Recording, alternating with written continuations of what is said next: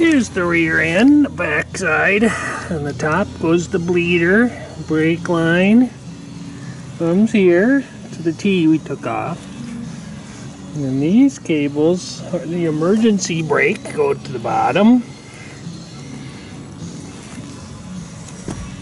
This side, same thing. The bumper here, spring goes there. Corroded brake line up here, bleeder there.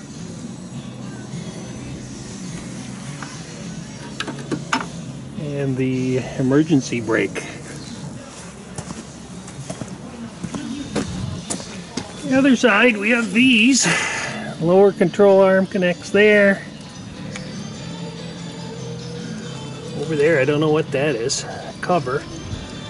Some sort. Couple bolts covering up the brake line. That's nice. That's it.